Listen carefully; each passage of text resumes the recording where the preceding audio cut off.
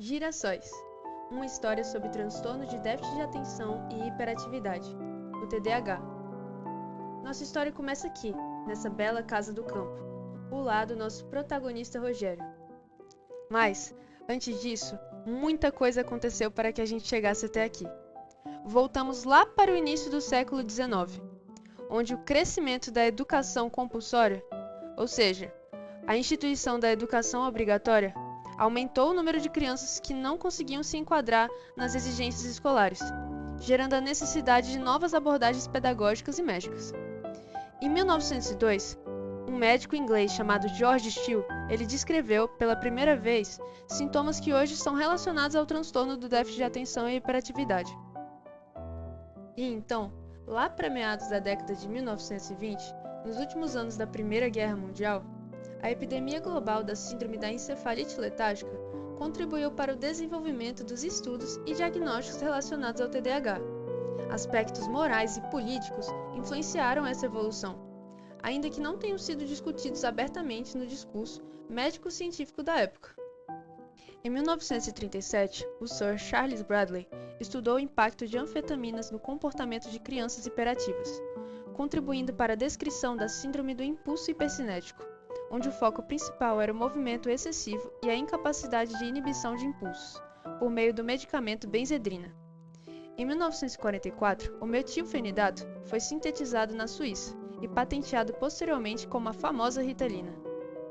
Nessa época, até a década de 1950, a criança era rotulada como portadora de uma deficiência mental leve ou moderada, sendo o termo dano cerebral mínimo introduzido para caracterizar transtornos comportamentais e cognitivos com causas neurológicas incertas.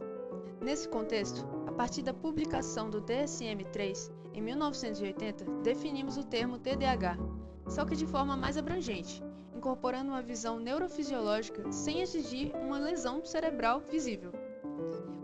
Também, em 1994, o TDAH foi novamente formalmente descrito, só que nessa época, os sintomas de hiperatividade, impulsividade e desatenção começam a ser analisados de forma mais específica. Nos anos 2000, o diagnóstico do TDAH está fortemente ligado ao avanço da neurologia e das tecnologias de imagem cerebral. A história do uso de drogas estimulantes também se torna central para entender a constituição do diagnóstico. Enfim, no ano de 2013, o DSM-5 traz o TDAH nos tópicos dos transtornos hipercinéticos, trazendo uma nova visão para essa patologia. Finalmente, voltamos para nossa linda casa. E agora nós vamos conhecer nosso protagonista, o Rogério, que tem muita coisa para falar para vocês. Olá, pessoal. Eu sou o Rogério e fui diagnosticado com TDAH aos 10 anos de idade. E gostaria de falar um pouco para vocês sobre esse transtorno. Muitas pessoas não sabem, mas cerca de 5 a 8% da população mundial apresenta TDAH. Ou seja, é extremamente comum e atinge muita gente. Uma dúvida que eu sei que deixa os adultos meio confusos é: o que faz a gente ter TDAH? E a verdade é que ainda não se tem certeza, mas sabe-se que a herdabilidade pode estar presente. Um estudo mostrou que isso ocorre em quase 75% dos casos. Além disso, algumas coisas do ambiente podem estar ligadas à piora das manifestações do TDAH, mas a verdade é que os estudos ainda sabem pouca coisa sobre isso. Por exemplo, corantes e sabores artificiais na comida, comer muito açúcar, ser sensível a certos tipos de alimento, não comer alimentos com ômega 3 e até a falta de ferro e zinco no corpo.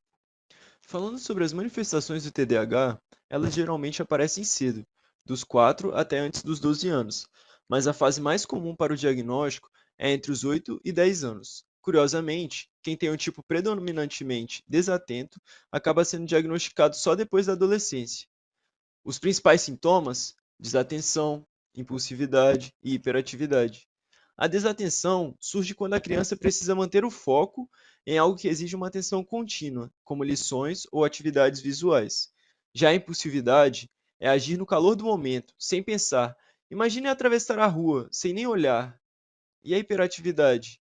São aquelas crianças que simplesmente não conseguem ficar quietas, sempre se mexendo, até em momentos que precisam estar calmas, como na escola ou em uma igreja. Esses comportamentos, claro, afetam muito o desenvolvimento acadêmico.